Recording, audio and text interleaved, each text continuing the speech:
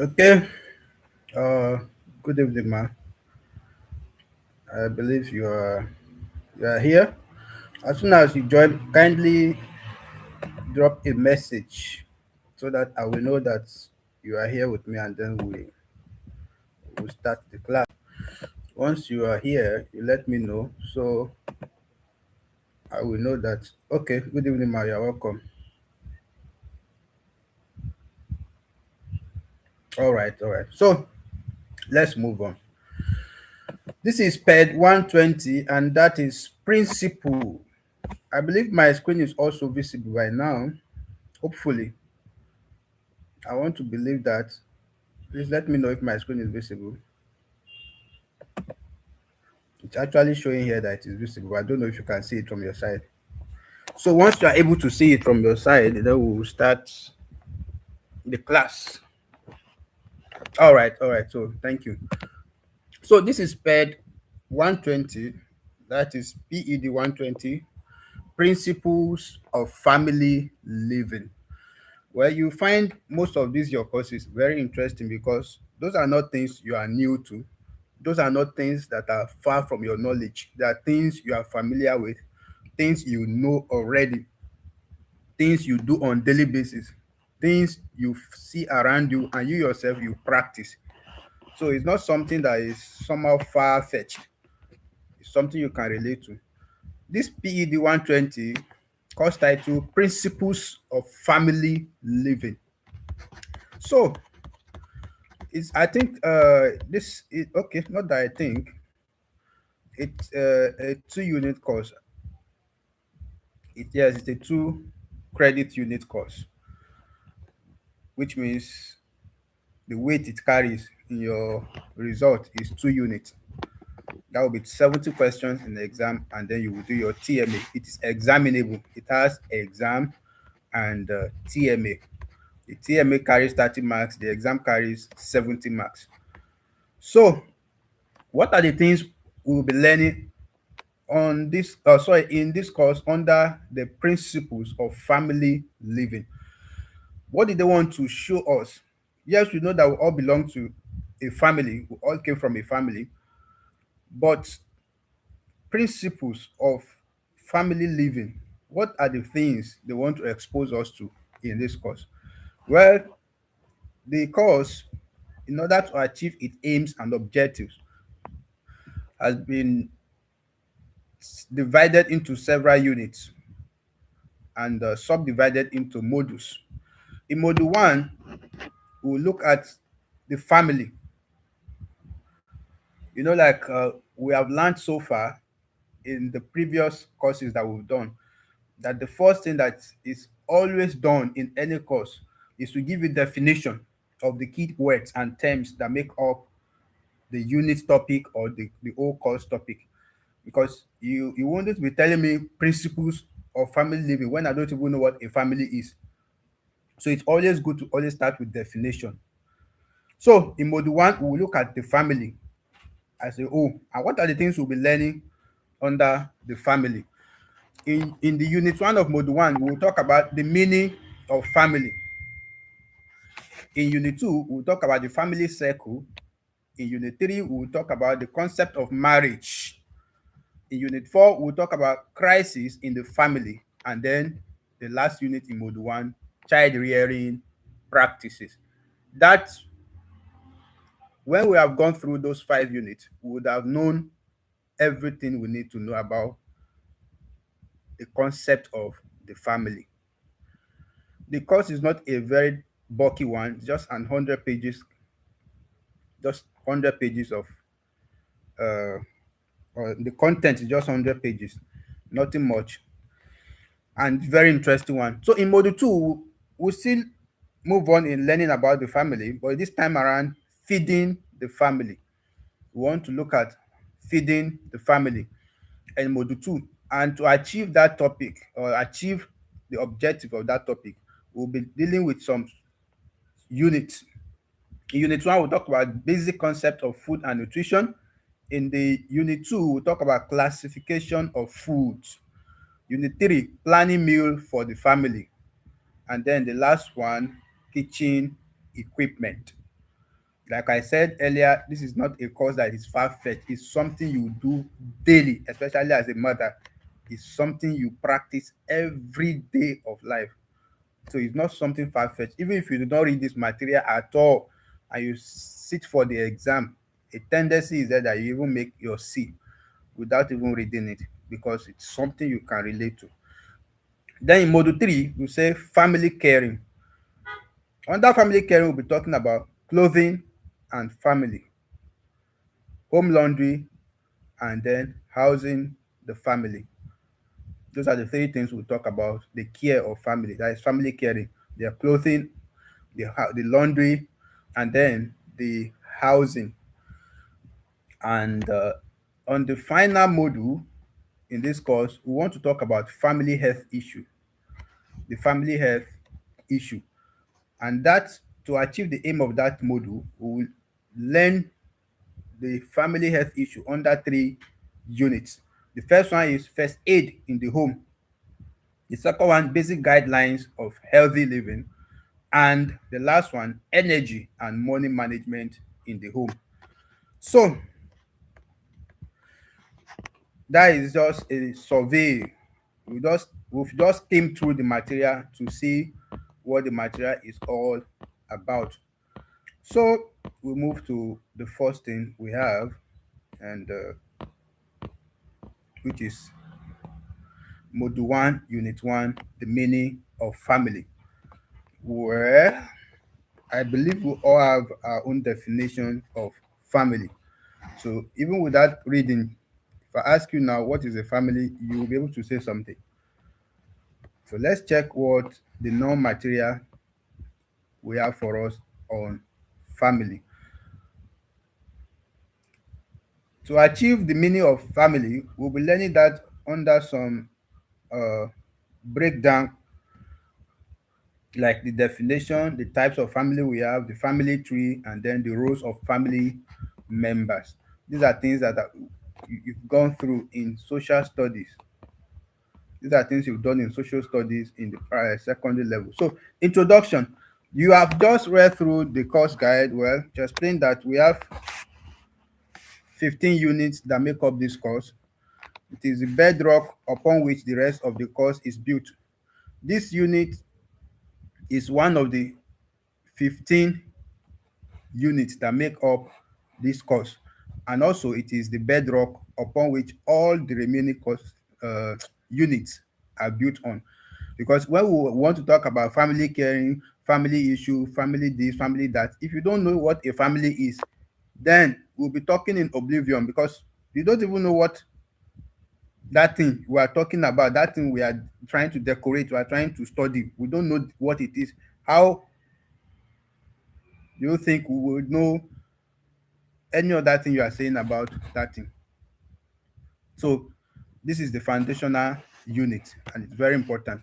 So this unit introduces you to the term family, as well as its roles and functions. The learning outcomes of the unit guide you to the major content. So what are the learning outcomes? Well, in this material now, it is no longer objectives or aims. They use learning outcomes, which means at the end of this unit, or this unit that we are studying now, the school will like to test me or test you on the following, which means if we are done reading this part of the material, this unit, we should be able to confidently answer the following questions or do the following activity.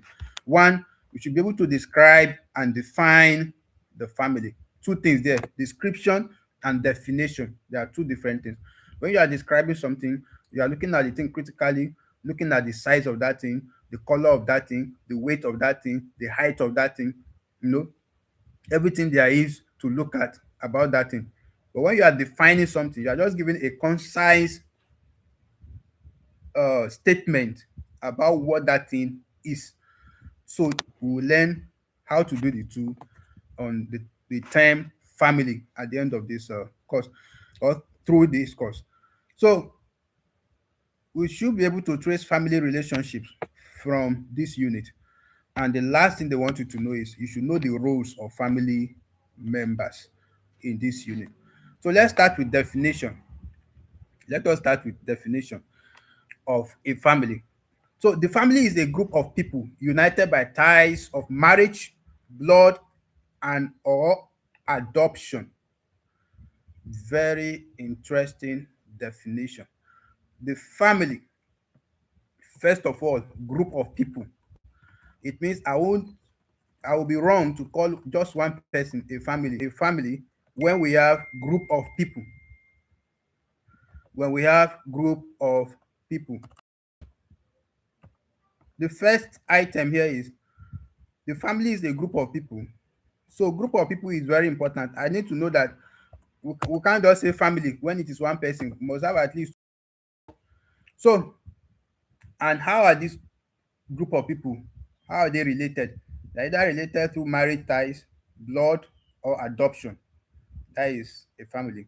Now, the ties or relationships, as we call it, are characterized by common residence, economic cooperation, and most importantly, share the same culture. This common residence is a very important statement you must digest in the definition of a family. A group of people tied together either by marriage, blood, or adoption, and then they share residence, which means we all live in the same apartment, we live in the same house.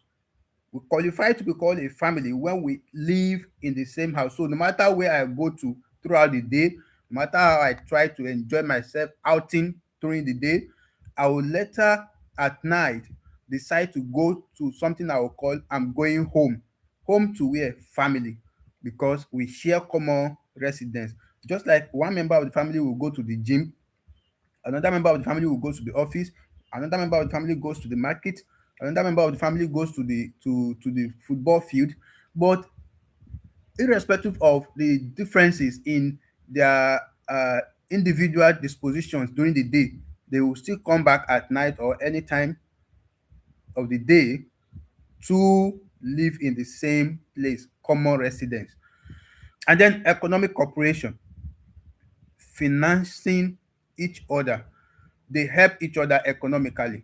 The father support, mother support, the children also play their own role, even though the children does not play a role in financing, which we also learn as we read this course through, that there is a part they play in helping with house chores and the rest of them.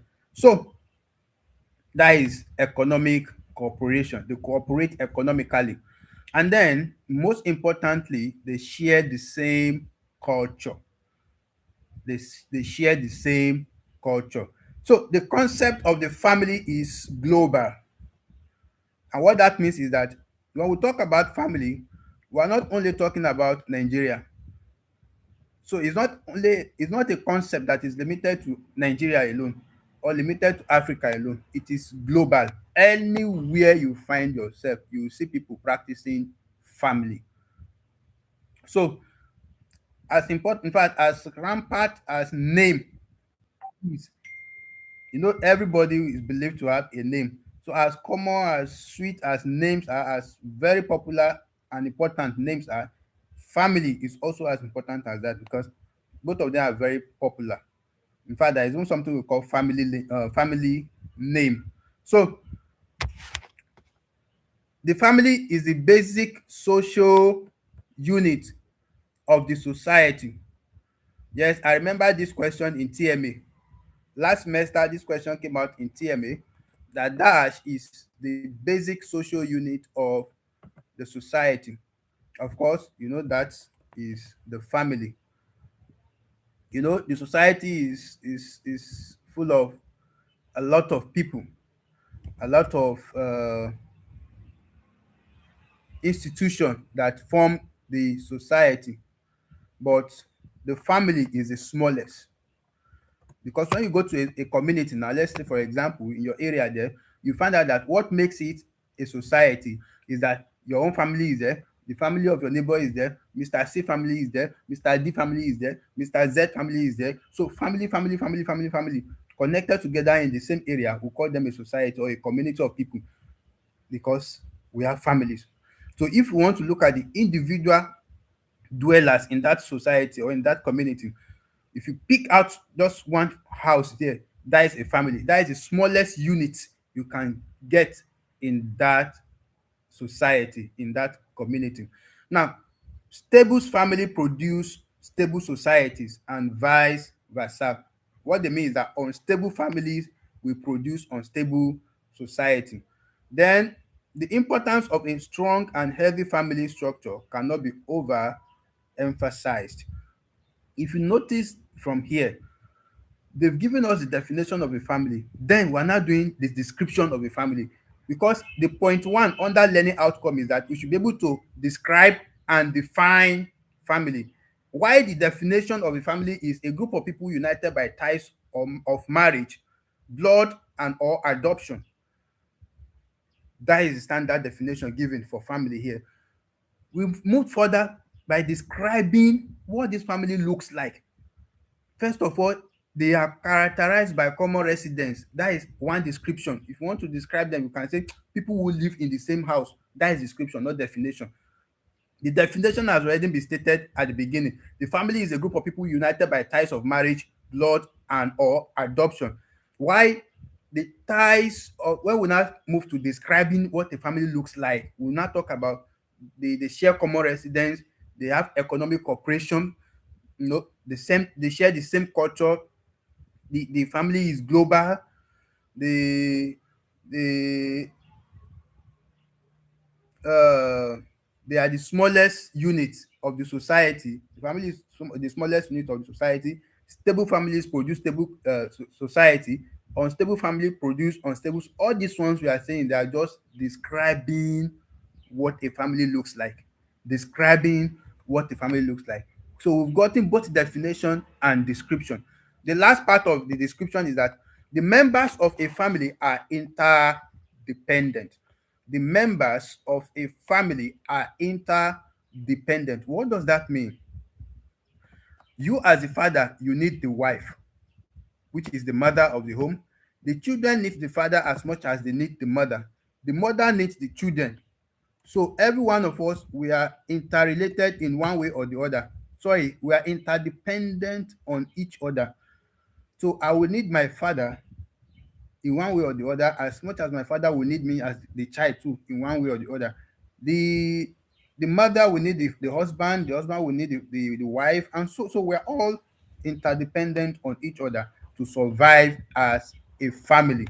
So that is the logic. Then we'll go to types of family. Let's take a short recap again. We have done the definition and the description of a family. And under the definitions, very simple and short, a group of people united by ties of marriage, blood, or adoption. That is the definition of a family. Under the description of a family is some people that share common residence or that have common residence, because the word common residence already means they share residence. So we say share common residence, that is tautology.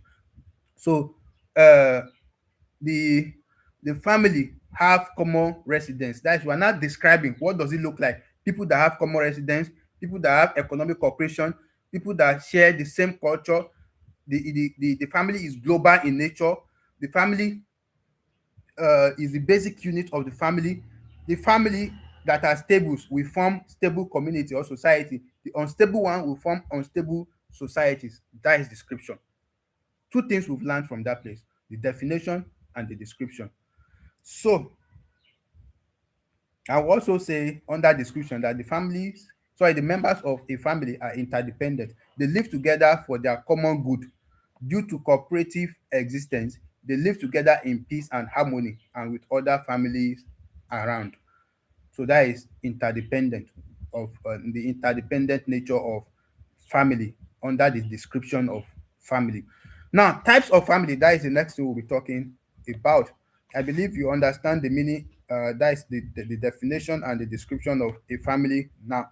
So we'll be good to go to, sorry, we are good to go to the types of family we have now. The types of family we have now.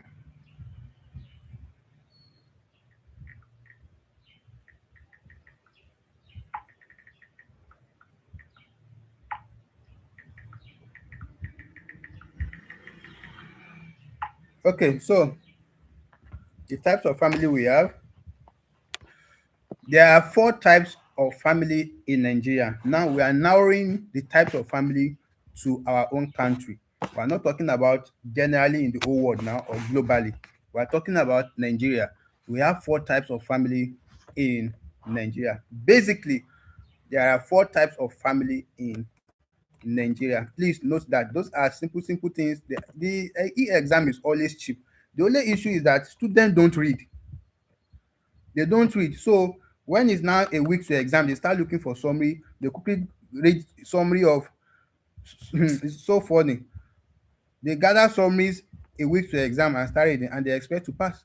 And then they'll say exam is hard. It's very cheap. These are simple things. They just pick out of the materials, turn to question, remove something from it, and that is all. So, okay, you missed a point there. The members of a family are dash. They are interdependent. Not asking you whether the people that made up. If you say the family is made up of, then we will say father, mother, and children. But the question says the members of a family are what? Based on the question directly from the material, they are interdependent. Interdependent. So, types of family, we have four of them. Yes, we have the nuclear family, the monogamous family, the polygamous, and the extended family. Nuclear, monogamous, polygamous, and extended family.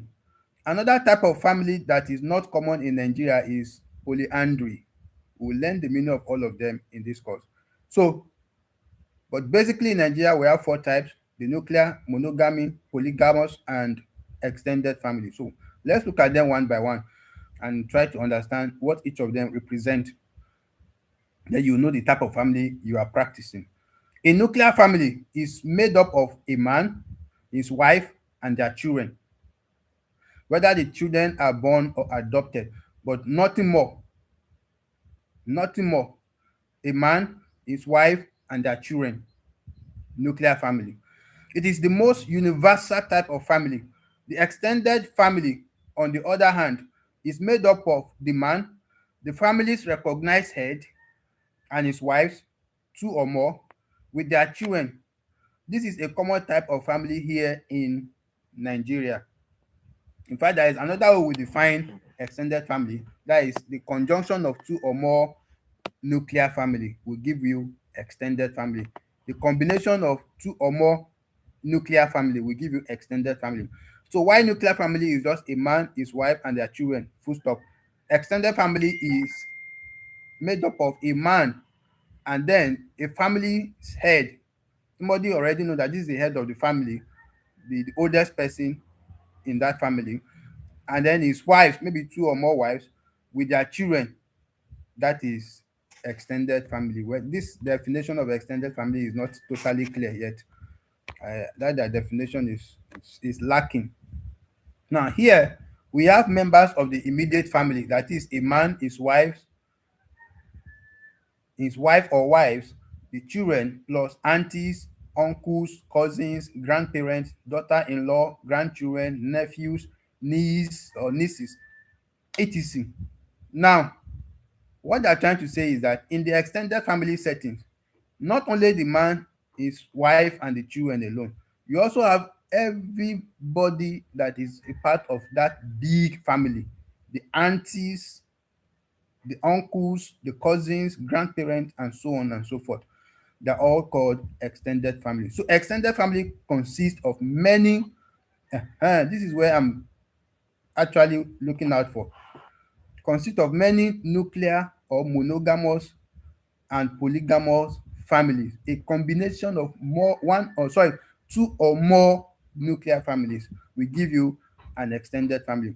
So any considerable link by birth qualifies a person to be a part of the extended family. So whether it is the child of your younger brother, or the child of your eldest brother, or your elder brother, or the daughter of your auntie, or the son of your uncle, they are all your extended family. That's what they are trying to say. They all qualify, so long they have a tie with that your family, whether by blood, by marriage, by anything. Even your in-laws and everything, they are all a member of your extended family. So that is for the extended family, a very big community of family, a very big uh, family system. So, however, another type of family called polyandry consists of two or more men, that is husband, a wife, and children. This is not practiced in Nigeria. Well, I know you'll be surprised that how will two men or more marry one single wife and they'll be living with their children. So that is happening in the world, and that is what we call polyandry. That is the second version of it, where a woman, that is the wife, marries two or more husbands. That is the name also sounds like polyandry, but it's not polyandry. But for the polyandry, that is one wife, many husbands. One wife, many husbands with their children. Polyandry. Don't forget that. But that is not common in Nigeria. So we have an icebreaker here. They say, think about the types of family found in Nigeria. What are the demerits of nuclear family system? Okay, we have a conversation to make here, but hold on. You find out that they've not totally talked about monogamous and polygamous. Yes, you see that we've not talked about monogamous here and polygamous. And I doubt if they've actually talked about that in anywhere here. Okay, they didn't talk about that. I think the reason why is that you see that monogamous and nuclear family, they look alike. They kind of correspond to each other. Then you see that polygamous too is looking like the extended family. So that is why.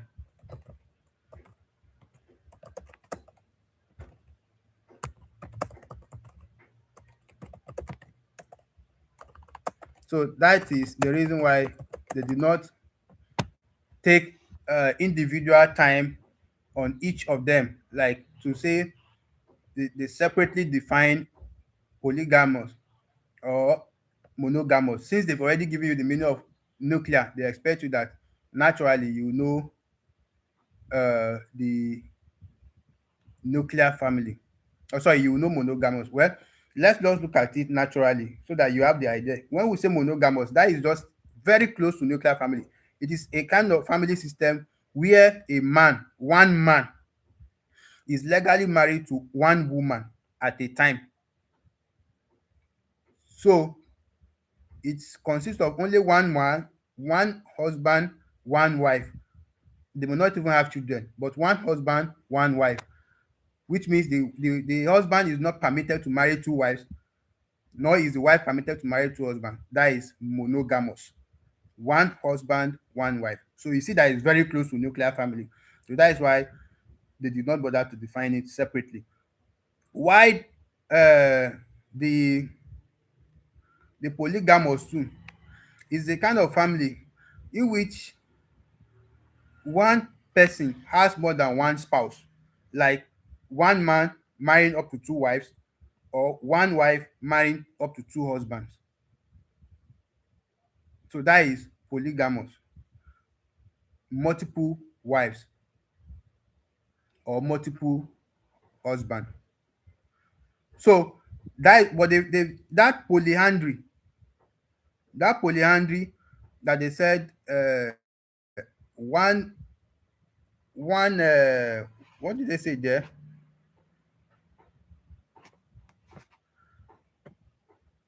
According to the material, polyandry should be one wife with multiple husbands. I think. Where is it? The one that is not common in Nigeria. Okay, let's get it. There is a place where it was mentioned. I want to fish it out so that I will tell you the other version. the one that is uh okay, yes, yes, one wife, more than one husband. Yes, one wife, more than one husband, polyandry. The second one is polygyny. The polygyny now is now one husband, more than one wife rather. So one husband marry more than one wife, that is polygyny. That is one husband, many wives, polygyny. Polyandry, one wife, many husbands. That is the difference between the two, polygyny and polyandry. Okay, so let's take the icebreaker. They say, think about the types of family found in Nigeria. What are the demerits, that means the disadvantages of nuclear family system? So what are the disadvantages of nuclear family system? We say here in the material, they've given us some clues to answering that. It could be lack of variety leads to routine, excuse me, and possible boredom.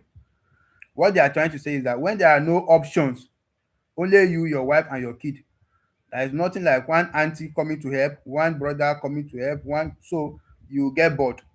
So there is a tendency of boredom in nuclear family because it's just going to be in the form of routine. The same thing you will be doing every day is what you keep on doing every day. Nuclear family, because not so many people are available.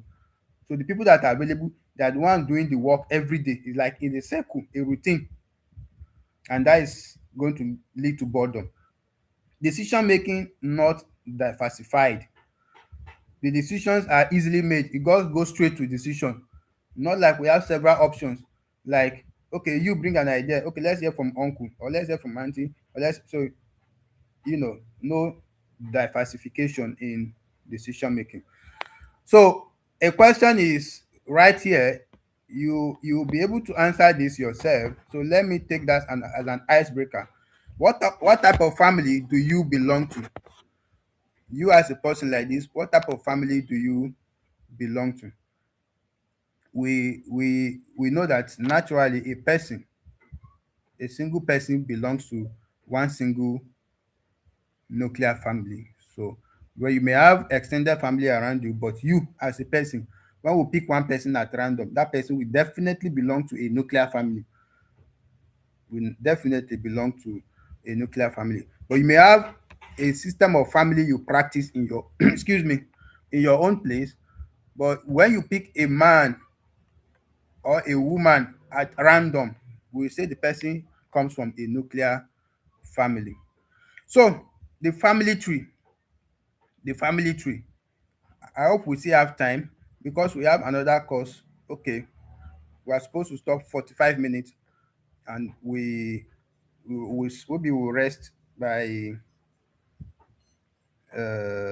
for just 10 minutes, and we'll start the second class. So family tree, this is the last thing we'll talk about in today's class. The material is not that long, no need to rush it. So the family tree is a diagram describing and naming family relationships. It is also known as family configuration. Family configuration. So in an exam, when you see a question that say dash, is also known as family configuration. The family configuration. That is the family tree. Okay, I have a short question there for you to attempt, and another one here.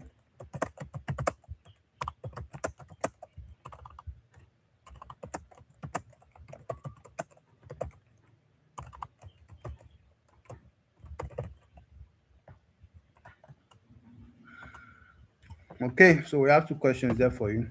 So that is the family tree.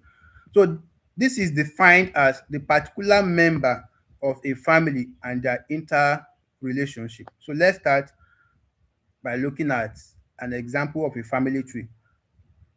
For excuse me, single family where we have just the husband and wife, we will find out that the husband is right there. the wife follows, and then if they have children, the children follows.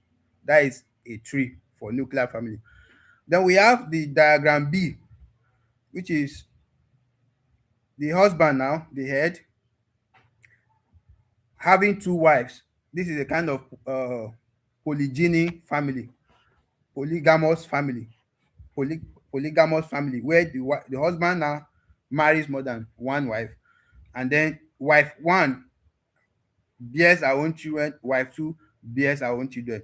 That is a polygamous family. So the diagram A is for monogamous family, while diagram B is for polygamous family. So that is what we are trying to say. Diagram A is for,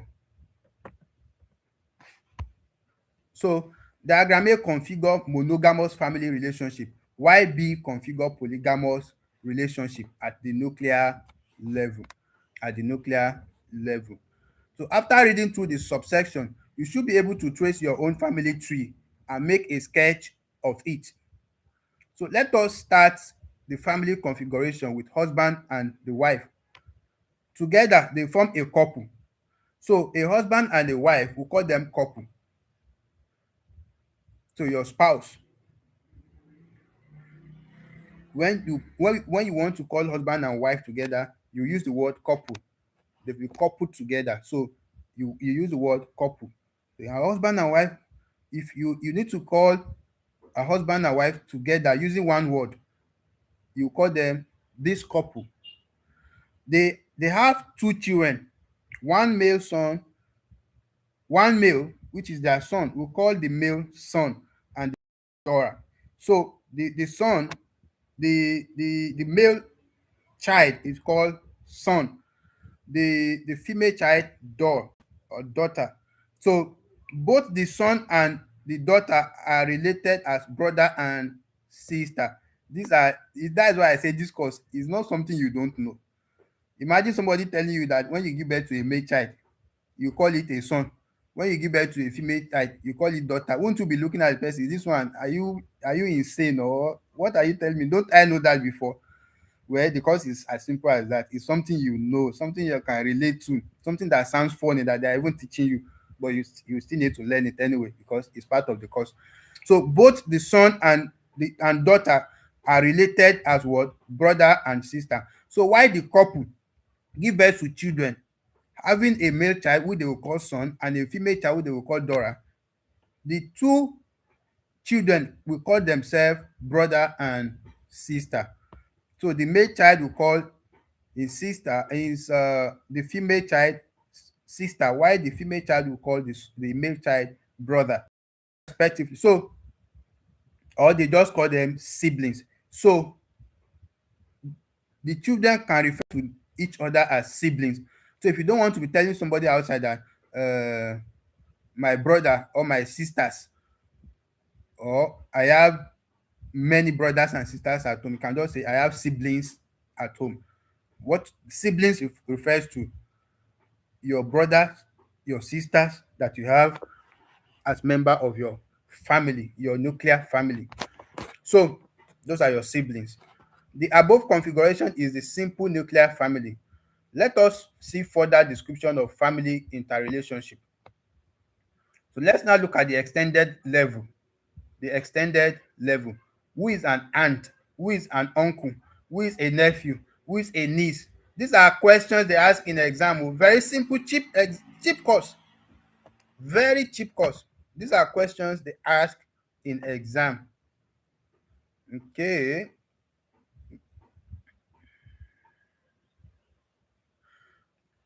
Okay. The family tree, no, you did not get those questions. The family tree is a diagram describing and dash family relationship. The answer to that one is naming family relationship. Family relationship. Why the second one say that also known as family configuration? Yes, you got that one. The family tree is also known as the family configuration. Thank you. So let's see who is an uncle, who is an aunt, who is a nephew, who is a niece. The uncle is the brother of one's father or mother. That one is obvious. that sounds funny and something we know. My uncle now is either excuse me, the brother of my mother or the brother of my father. That's the person that serves or qualifies to be called my uncle. Then my aunt is the sister of my father or the sister of my mother. So me as a child, I will call the person aunt. Well, the nephew is now the son given birth to by my brother or by my sister. So we are coming to the children level now. When the children to grow up and they start giving birth, so the child, the male child of uh brother A becomes the nephew of sister B. It's very simple. Let's not get it confused. Nephew means the child given birth to by your brother or your sister, not your father or mother. Now your brother or sister that they gave birth to you, this the same house. When the person grows up and give birth, the child, once it's a male child, is your nephew. So if they call you today now, your younger sister just gave birth to a male child, that male child is now your nephew. So the niece is the opposite side. What is the daughter? The daughter of either your brother or sister is your niece. The cousin, now for the cousin, we have the child of one's uncle or aunt. Now, when you come to cousin, you are going to extended family level. Whereas either the brother of your father or the sister of your father or the brother of your mother or the sister of your mother give birth their children, you refer to them as cousin. You refer to them as cousin. The picture is clear now.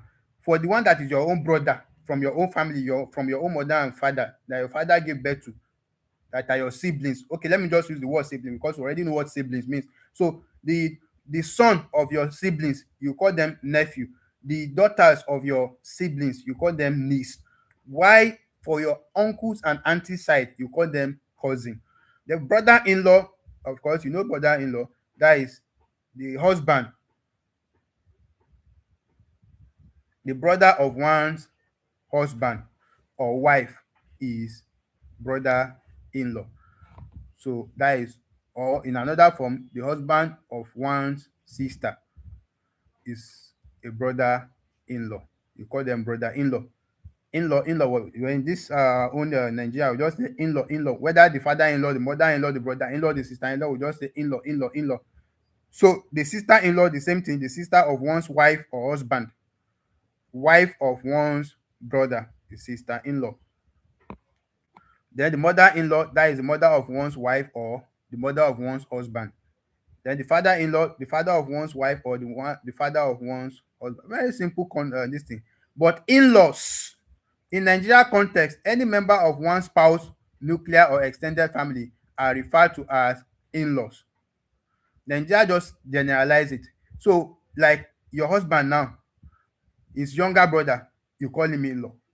His younger sister, you call him in-law. His elder brother, in-law. His elder sister, in-law. Extended family member from his side, in-law. That is what Nigeria call it. In-laws. Okay. Then your spouse, of course, your spouse is the one to whom a person is married. That is your spouse. You mentioned that earlier. Your spouse is the person to whom you are married, either as a man or as a woman. So grandparents, those are the parents of your parent. It's as simple as that. The grandparents are the parents of your parent, while the great grandparents, those are the grandparents of your parent. It's as funny as that. Your great grandparents are the grandparents of your parent. The thing is not something to cram. Those are cheap things. So then we have grandchildren. For the grandchildren, those are the children of one's child. You now, you are a mother, probably. You have a daughter that has been given birth. When your daughter's daughter also give birth, that one becomes your grandchildren.